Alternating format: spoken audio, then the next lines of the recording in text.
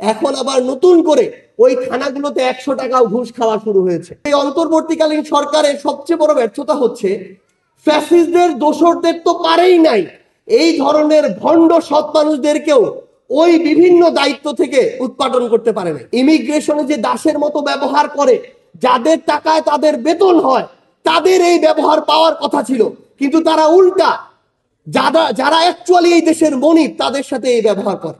তো আমরা অভ্যুত্থান পরবর্তী বাংলাদেশে মনিব দাসের সম্পর্ক চাই না, কিন্তু আমরা ওই ধরনের যে ব্যবহার এগুলোর তো বিলুপ্তি চাই।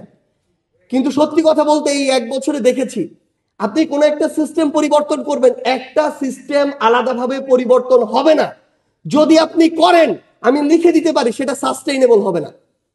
1 বছর 2 বছর 3 বছর পর আবার আগের লোকগুলো চলে আসবে।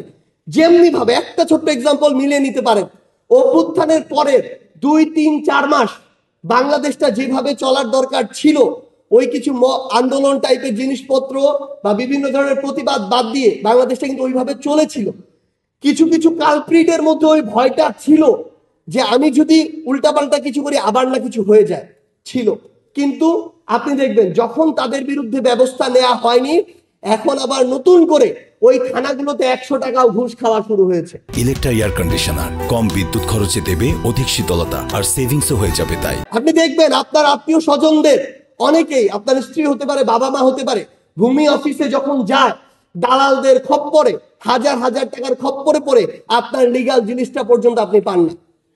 আপনি এখন দেখবেন, খোঁজ নিয়ে দেখেন, আপনারা হয়তো জানেন আপনার অনেক আত্মীয় স্বজনকে শুধুমাত্র কিছু টাকা উপার্জনের জন্য কিছু রাজনীতিবিদ নামক কালপ্রিট, সে যে দলেরই হতে পারে, তারা আপনাদের আত্মীয় স্বজন অনেকের নামে মিথ্যা মামলা দিয়ে তাদেরকে হয়রানি করছে। সো এই প্রত্যেকটা সিস্টেম একটা আরেকটার সাথে ইন্টার কানেক্টেড।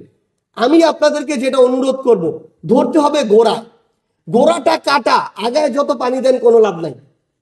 বাংলাদেশের এই মুহূর্তে আপনি যদি এই পুরো সিস্টেমটা একটা পরিবর্তন শুরু দেখতে চান, যেটা আমরা অভ্যুত্থান পরবর্তী সময় প্রত্যাশা অনুযায়ী পাইনি, তাহলে আমাদের সবার আগে বাংলাদেশের যে পলিটিক্যাল যে কালচার, কারণ এমন হওয়া উচিত ছিল না, তারপরে বাংলাদেশের ক্ষেত্রে এটাই ট্রু বা এটাই সত্যি যে রাজনীতিবিদরা যারা আমার আপনার এমপি হয়ে আসে, মন্ত্রী হয়ে আসে, উপজেলা চেয়ারম্যান হয়, ইউনিয়ন চেয়ারম্যান হয়, তারাই দিন শেষে বাংলাদেশের পলিসি মেকিং এর, জনগণের সেবার সবচেয়ে গুরুত্বপূর্ণ বিষয়গুলো নিয়ন্ত্রণ করে।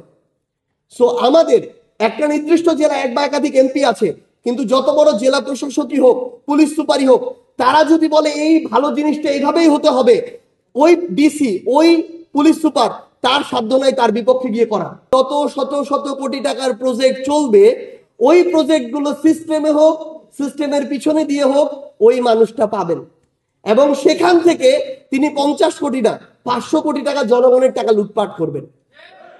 তো আমাদের আগামীর বাংলাদেশে এই ধরনের সৎ মানুষের তো দরকার নাই।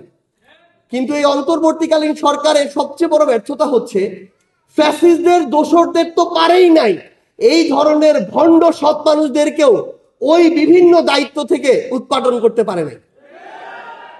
আপনারা জীবনের বিনিময় অনেক রিস্ক নিয়ে, চাকরি হারানোর ভয় ছিল, দেশ থেকে বিতাড়নের ভয় ছিল, জেলে যাওয়ার ভয় ছিল, আপনারা রাজপথে নেমেছেন, কিন্তু আমাদের বিপ্লবটা সম্পূর্ণ হয় নাই। আপনাদের যেমন আফসোস আছে, আমাদের আফসোসটা ভাই আরো তীব্র।